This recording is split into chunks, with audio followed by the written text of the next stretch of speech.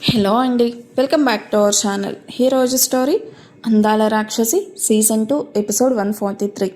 ఇక స్టోరీ ఏంటో చూద్దామా? పదండి వెళ్దాం. ఆయుష్ కళ్ళల్లో ప్రళయపు జ్వాలలు ఇంకా చల్లారలేదు. ప్రణవి నిజాలన్నీ ఒప్పుకుంటూ కింద పడి వెక్కి వెక్కి ఏడుస్తూ ఉంటే ఆయుష్ మొహంలో జాలికి బదులు తీవ్రమైన అసహ్యం, కోపం కనిపిస్తున్నాయి. తను ప్రాణంగా చూసుకునే ఆశీని, అషికా గుండె జ్ఞాపకాలని విప్లవ్ దగ్గర లీక్ చేసి ఒక ఫేక్ పర్సన్ని తన లైఫ్లోకి పంపాలని చూసిన విప్లవ్, విషిత అండ్ ప్రణవీల కుట్ర విన్నాక ఆయుష్ నరాలు తెగిపోయేలాగా బిగుసుకున్నాయి. అసలు ఆయుష్ ఆల్రెడీ ఆశిని కాపాడి సేఫ్గా ఉంచాడన్న నిజం తెలియక ప్రణవి నరకయాతన అనుభవిస్తుంది. ఆయుష్ ప్రణవి వైపు నిప్పులు చెరుగుతూ ఉన్న కళ్ళతో చూస్తూ ఒక్కో అడుగు ముందుకు వెయ్యబోతూ ఉంటే నిషానిక చూస్తూ తట్టుకోలేకపోయాడు. కింద పడిపోయి ఏడుస్తూ ఉన్న ప్రణవిను ఒక్కసారిగా దగ్గరికి తీసుకున్నాడు. తన చేతులతో ప్రణవి తల నిమురుతూ ఆయుష్ ముందుకి రాకుండా అడ్డుగా నిల్చుకున్నాడు. నిషాన్ కళ్ళు కూడా నీళ్లతో నిండిపోవడం చూసిన ఆయుష్ ఆగిపోయాడు. అన్నయ్య ప్లీజ్, అన్నయ్య ఒక్కసారి నా వైపు చూడు, నేను చెప్పేది విను అంటున్న నిషాన్ గొంతు దుఃఖంతో పూడుకుపోయింది. ఆయుష్ చూపులోని వేడికి నిషాన్ గుండె దడదడమంటూ ఉన్న ప్రణవిను కాపాడుకోవాలి అనే తాపత్రయంతో భయాన్ని లోపలే దాచేస్తూ, అన్నయ్య బయట 100 మంది శత్రువులున్నా నువ్వు ఒక్కడివే నిలబడి వాళ్ళని ఫినిష్ చేయగలవు. కానీ ఇక్కడ మన ముందు ఉన్నది శత్రువు కాదు అన్నయ్య, మన ఇంటికి ఒకే ఒక ఆడపిల్ల, మన మామయ్య ప్రాణం. ప్రణవి నిషాన్ చోటుని పట్టుకొని, నీష్ నన్ను చంపనివ్వు, నాకు బ్రతికే అర్హత లేదు, నేను బ్రతకడానికి వీల్లేదు, కానీ భావను ఆశను కాపాడమని చెప్పు అంటూ ఊపిరి పీల్చుకోవడానికి కూడా కష్టంగా మారుతూ కన్నీళ్లు పెట్టుకుంటూ ఉంటుంది. నిషాన్ ఆయుష్ కాళ్ళ దగ్గరికి వంగి ఆయుష్ చేయి పట్టుకొని, అన్నయ్య తను చేసింది ముమ్మాటికి ద్రోహమే, క్షమించరాని నేరమే, కానీ ఆ దేవుడు కూడా తప్పు చేసిన వాళ్ళకి పశ్చాత్తాపన పడడానికి ఒక ఛాన్స్ ఇస్తాడు. నీ మాట కోసం, ఆ తండ్రికి గుండెకోత మిగలకుండా ఉండడం కోసం, ప్రణవికి తనను తాను నిరూపించుకోవడానికి ఒకే ఒక అవకాశం ఇవ్వు బావా. నిషాన్ కన్నీటి అభ్యర్థన విషాన్ అంటుందన్నయ్య, ప్లీజ్ ప్రణవికి మారడానికి ఒకే ఒక లాస్ట్ ఛాన్స్ ఇవ్వు అంటూ రిక్వెస్టింగ్గా అడుగుతాడు. గదిలో వాతావరణం అత్యంత ఉద్వేగభరితంగా మారింది. ఒకవైపు ప్రణవి కన్నీళ్లు, మరోవైపు నిషాన్ ఆవేదన చూసి ఆయుష్ ఆవేశంతో ఊగిపోతూ తన చేతి వేళ్లను నలుపుకుంటూ పళ్ళు నూరుతూ ప్రణవి వైపు చూస్తూ ఉంటాడు. ఇంతలో విక్రమ్ ముందుకు వచ్చి ఆయుష్ భుజం మీద చేయి వేసి, ఆయుష్, నిషాన్ ఆవేదనలో తప్పులేదు. ప్రణవి స్వార్థం వల్ల విప్లవ్కి అస్త్రంగా దొరికింది నిజమే, కానీ ఇప్పుడు ప్రణవికి విప్లవ్ అసలు రంగు తెలిసిపోయింది. వాడు తనని ఎలా వాడుకున్నాడో అర్థమయ్యింది. విప్లవ్ అనే విషసర్పం చేతిలో తను కూడా ఒక బాధితురాలే అని తనకి ఇప్పుడే అర్థమవుతుంది. వీటన్నిటికంటే ముఖ్యంగా నువ్వు కృష్ణదేవ్ మామయ్యకి ఇచ్చిన మాట అనగానే ఆయుష్ కనుబొమ్మలు ముడిపడతాయి. మోహిత్ కూడా ముందుకు వచ్చి ఆయుష్కి ఎదురుగా నిలబడ్డాడు. తన కళ్ళల్లో ఆయుష్ని కంట్రోల్ చేయడానికి తాపత్రయం కనిపిస్తుంది. అవును బావా, విక్రమ్ చెప్పేది అక్షరాల నిజం. నా కూతుర్ని క్షేమంగా తీసుకొస్తావు కదా ఆయుష్ అని బాబాయ్ నీ చేతిలో చేయి వేసి అడిగినప్పుడు నువ్వు తీసుకొస్తాను అని మాటిచ్చావు. ఇప్పుడు ఆవేశంతో ప్రణవి ప్రాణాలు తీస్తే విప్లవ్ గాడి కుట్ర గెలుస్తుంది, అలాగే బాబాయ్ గారి నమ్మకం ఓడిపోతుంది. నీ మాట కోసం, ఆ తండ్రికి గుండెకోత మిగలకుండా ఉండడం కోసం ప్రణవికి తనను తాను నిరూపించుకోవడానికి ఒకే ఒక్క అవకాశం ఇవ్వు బావా. నిషాన్ కన్నీటి అభ్యర్థన, విక్రమ్ మోహితుల మాటలు అన్నిటికీ మించి తన మామయ్య కృష్ణదేవ్ మొహం ఆయుష్ కళ్ళ ముందే కదలాడాయి. ఆయుష్ నలుపుకుంటూ ఉన్న తన చేతి వేళ్లను వదిలేశాడు. కానీ అతని కళ్ళల్లోని తీక్షణ మాత్రం అలాగే ఉంది. ఆయుష్ కళ్ళల్లో రగులుతూ ఉన్న అగ్నిపర్వతం ఇంకా చల్లారలేదు. నిషాన్ ప్రణవిని గుండెలకి హత్తుకుని ఓదారుస్తూ ఆయుష్ ఏం చేస్తాడా అని వెయిట్ చేస్తూ ఉంటాడు. ప్రణవి నోటి నుండి కారుతూ ఉన్న రక్తం, కళ్ళల్లోని భయం, అంతకు మించి ఆశని కాపాడుకో అంటూ ప్రణవి పడుతూ ఉన్న తపనను చూసి ఆయుష్ను ఆలోచనలో పడేశాయి. విప్లవ్ ఆల్రెడీ శవమైపోయాడన్న నిజం తెలియక ప్రణవి అనుభవిస్తున్న నరకం ఆమె కళ్ళల్లో స్పష్టంగా కనిపిస్తుంది. ఆయుష్ కాసేపటికి నెమ్మదిగా ప్రణవి వైపు అడుగులు వేశాడు. ఆయుష్ వస్తుంటే నిషాన్ భయంతో ప్రణవిని మరింత వెనక్కి జరపబోయాడు. కానీ ఆయుష్ చూపులతోనే నిషాన్ను పక్కకు తప్పుకో అన్నట్టు సైగ చేయగానే నిషాన్ భయపడుతూనే నెమ్మదిగా పక్కకు జరిగాడు. ఆయుష్ నేలపైన మోకాళ్ళ మీద కూర్చొని ఏడుస్తూ ఉన్న ప్రణవికి దగ్గరగా వెళ్ళాడు. ప్రణవి భయంతో వణికిపోతూ తలదించుకోవడం చూసిన ఆయుష్ ఆమె గడ్డం పట్టుకుని ముఖాన్ని పైకి లిఫ్ట్ చేశాడు. ఆయుష్ గొంతులో ఈసారి కోపం రౌద్రం లేదు, కానీ గంభీరత ఉంది. ప్రణవి, మావయ్య నీకిచ్చిన జన్మ, నేను మామయ్యకిచ్చిన మాట నిన్నివాళ బ్రతికించాయి. ఆయుష్ మాటలకి ప్రణవి కళ్ళల్లో నుంచి కన్నీళ్లు ధారాలుగా కారుతూ ఉన్నాయి. నువ్వు ఆశని కాపాడుకోమని ఏడుస్తూ ఉన్నావు కదా, ఆ విప్లవగాడు నా ఆశని తాకేంత సీన్ కూడా వాడికి ఉందనుకుంటున్నావా?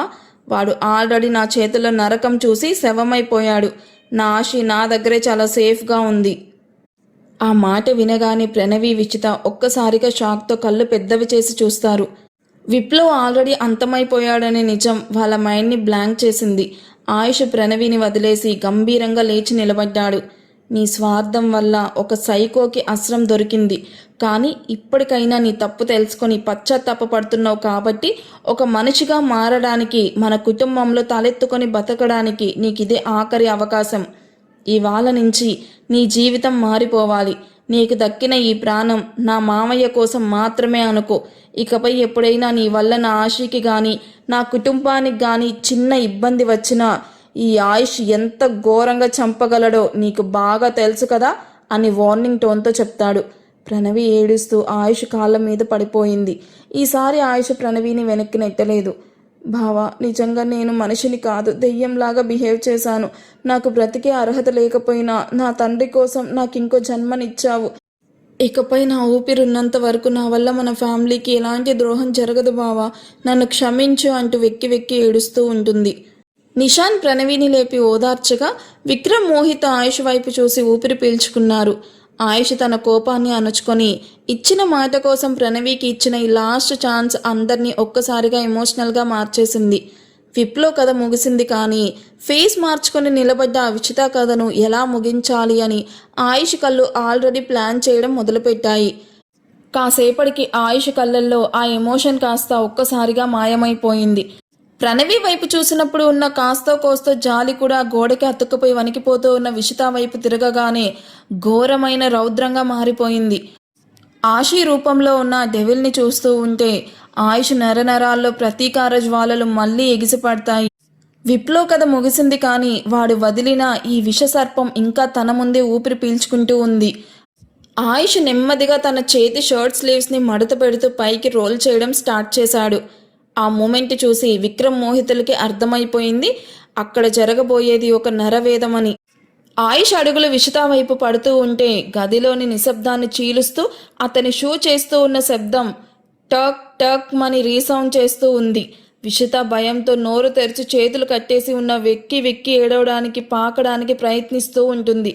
కానీ కాసేపటికి ఆమె గోడకి అతుక్కుపోయింది. ఇక ఎక్కడికి వెనక్కి వెళ్ళడానికి వీల్లేదు అని ఆమెకి అర్థమయ్యి, ఆయుష్ నన్ను వదిలేసాయి, నేను కేవలం విప్లవ్ చెప్పిందే చేశాను, ప్లీజ్ అంటూ ఉన్న విషిత గొంతు వణికిపోతూ ఉంటుంది.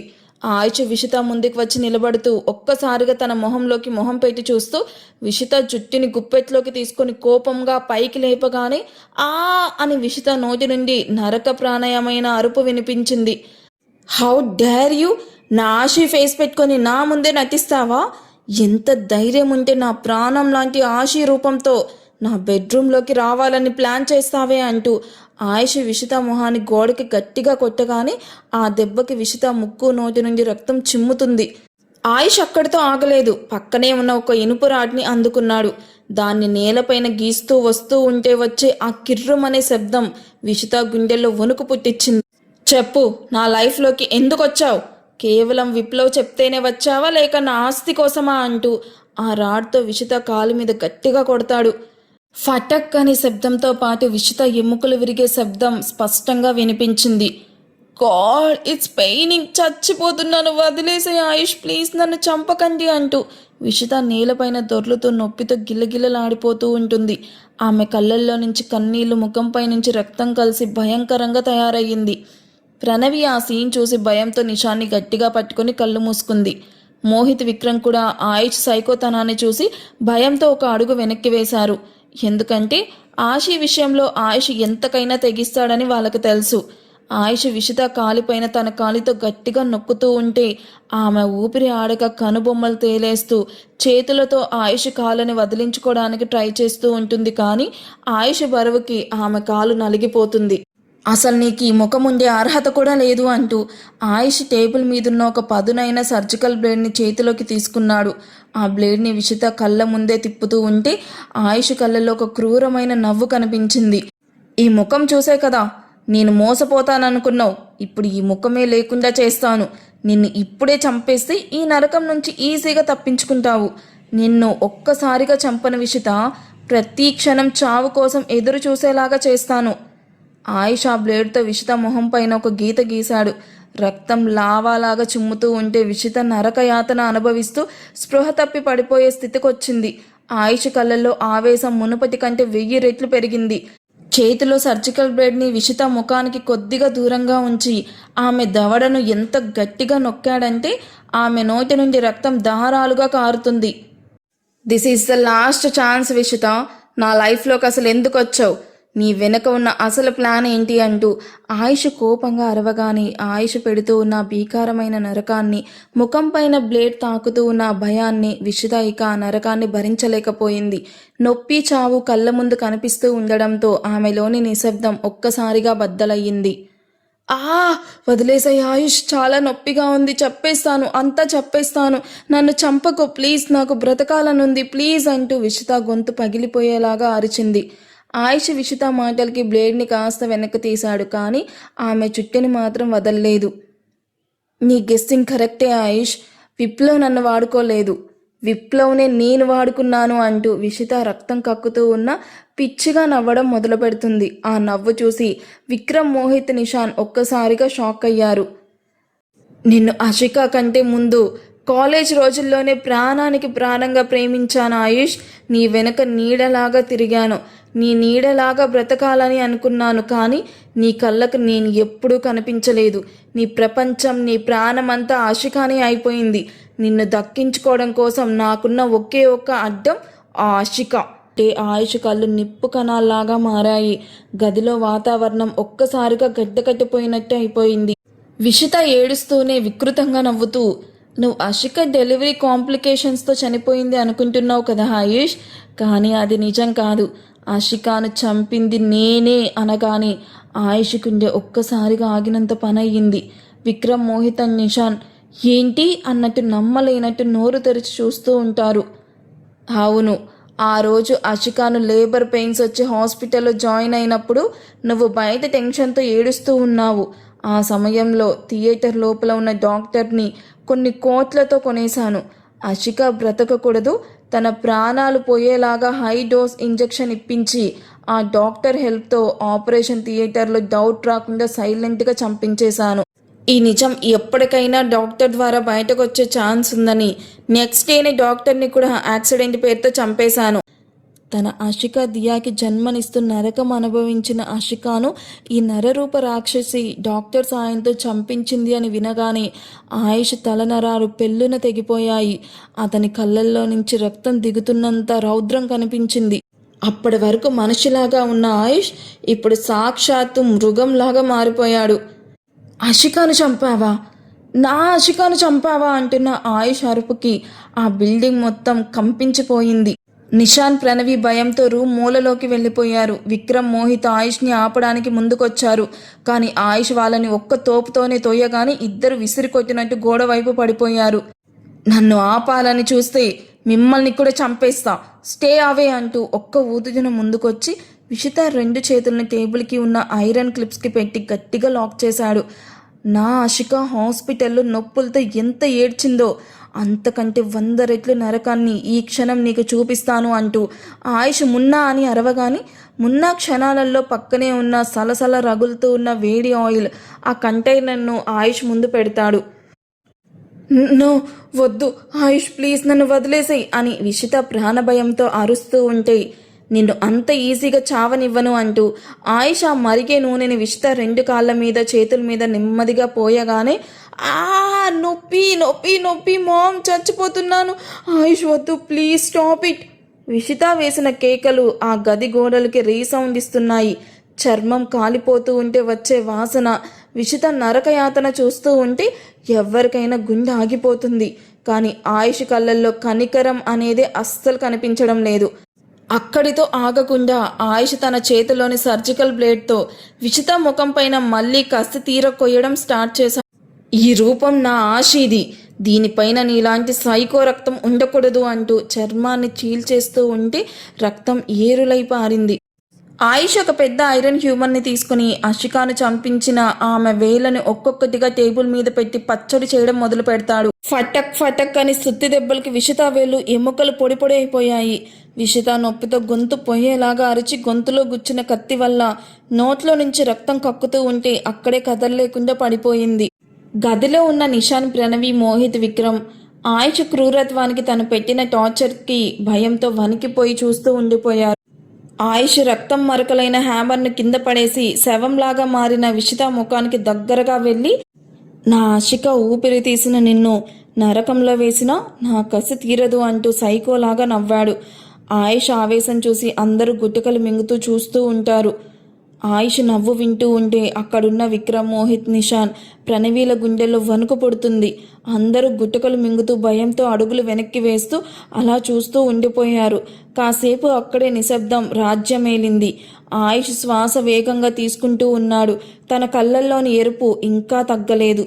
తన చేతులకి అంటుకున్న రక్తాన్ని టేబుల్ పైనున్న వెట్టి క్లాత్ తీసుకుని తుడుచుకుంటూ చుట్టూ ఉన్న తన సెక్యూరిటీ గార్డ్స్ వైపు చూసి, దీని శవాన్ని అలాగే ఆల్రెడీ చచ్చిపడి ఉన్న ఆ విప్లవగాడి శవాన్ని ఇప్పుడే ఇక్కడి నుంచి ట్రాన్స్ఫర్ చెయ్యండి అని ఆయుష్ ఆర్డర్ వేస్తూ, ఈ 2 శవాలని లండన్ తీసుకెళ్లి అక్కడున్న నా ఆశిక సమాధి కాళ్ళ దగ్గర, అవును సరిగ్గా నా ఆశిక పాదాల ముందు వీళ్ళిద్దరిని కూడా కుక్కల కంటే హీనంగా పూడ్చిపెట్టండి. నా భార్య ప్రాణం తీసిన వీళ్ళు చచ్చాక కూడా ఆశిక కాళ్ళ దగ్గరే శాశ్వతంగా నరకం అనుభవించాలి అని ఆయుష్ సీరియస్గా చెప్పగానే సెక్యూరిటీ వాళ్ళు భయంగా తలోపి క్షణాలలో విషిత శవాన్ని అక్కడి నుండి తీసుకెళ్లిపోతారు. అక్కడితో ఆయుష్ కోపం చల్లారలేదు. పక్కనే నిలబడి ఉన్న మున్నా వైపు చూసి, వీళ్ళకి ప్రతి విషయంలోనూ హెల్ప్ చేసిన మధు కూడా విప్లవ్ గెస్ట్ హౌస్లోనే ఉండుండాలి. ఆల్రెడీ తన గొంతు మాత్రమే పోయింది, కానీ ఇప్పుడు తన ఒంట్లో ఊపిరి కూడా ఉండకూడదు. వెంటనే నువ్వు వెళ్ళి తన ప్రాణం తీసేయి అనగాని మున్నా ఏ మాత్రం ఆలస్యం చేయకుండా ఓకే బాస్ అంటూ అక్కడి నుండి వెళ్ళబోతూ ఆగిపోయాడు. ఆయుష్ ఒక్కసారిగా వెనక్కి తిరిగి ఇంకా భయంతో వణికిపోతూ ఏడుస్తూ ఉన్న ప్రణవి వైపు చూశాడు. ఆ తర్వాత పక్కనే ఉన్న మోహిత్, విక్రమ్, నిషాన్ల వైపు చూపు నిలుపుతూ, మోహిత్, విక్రమ్, నీష్, నేను చెప్పేది వినండి. ప్రణవి చేసిన తప్పుకి తను పశ్చాత్తాపపడింది, అలాగే మారతానని మాట ఇచ్చింది. మీ ముగ్గురి మాట కోసం, మామయ్య గౌరవం కోసం తను మారడానికి నేను లాస్ట్ ఛాన్స్ ఇచ్చాను అంటూ కాసేపు ఆగి ప్రణవి వైపు చూస్తూ ఉంటాడు. ప్రణవి భయంతో బావ ఏం చెప్తాడో అని కళ్ళు పెద్దవి చేసి చూస్తూ ఉంటుంది. ఆయుష్ గంభీరమైన స్వరంతో, ఇంకో 2 వారాలలో మీతో పాటు ప్రణవికి మన మున్నాకి ఎంగేజ్మెంట్ జరుగుతుంది. ఆ తర్వాత మీతో పాటు వీళ్ళిద్దరికి పెళ్లి కూడా అని షాకింగ్ అనౌన్స్మెంట్ చేశాడు. ఇకపై ప్రణవి బాధ్యత పూర్తిగా మున్నాదే, తనే చూసుకుంటాడు. ప్రణవి కూడా మన కళ్ళ ముందే మన ఇంట్లోనే సేఫ్గా ఉంటుంది. మామయ్యకి ఇచ్చిన మాట కూడా నిలబడుతుంది అని చెప్తూ ఎవరికీ మాట్లాడే అవకాశం ఇవ్వకుండా ఆయుష్ అక్కడి నుండి చకచకా బయటకు వెళ్ళిపోయాడు. ఆయుష్ వెళ్ళిపోగానే గదిలో ఉన్న ప్రణవి ఆ మాట విని షాక్తో నోరు తెరిచి ఏడుపు ఆపేసి ఒక బొమ్మలాగా అలాగే ఉండిపోయింది. అసలు ఏం జరుగుతుందో ఆమె మైండ్కి అస్సలు అర్థం కావట్లేదు. ఆయుష్ ఆర్డర్ వేసి వెళ్ళిపోయాక రూమ్ బయటకు వెళ్ళిపోతూ ఉన్న మున్నా ఒక్కసారిగా బ్రేక్ వేసినట్టు ఆగిపోయాడు. ఎవరితో పెళ్ళి అన్నట్టు వెనక్కి తిరిగి ప్రణవి వైపు చూస్తాడు. రక్తం కారుతూ ఉన్న మొహంతో చుట్టూ చెదిరిపోయి దెయ్యంలాగా కనిపిస్తూ ఉన్న ప్రణవిని చూడగానే మున్నా గుండె గుబేల్ మంది. తన కళ్ళు కనుగుళ్ళు బయటకొచ్చేలాగా తిరిగాయి. నోట్లో నుంచి మాట రాగా గొంతు ఎండిపోయి, నాకు ఈ దెయ్యంతో పెళ్ళా అని అడుగుదామనుకునే లోపే ఆయుష్ కారు స్టార్ట్ అయ్యే శబ్దం వినిపించింది.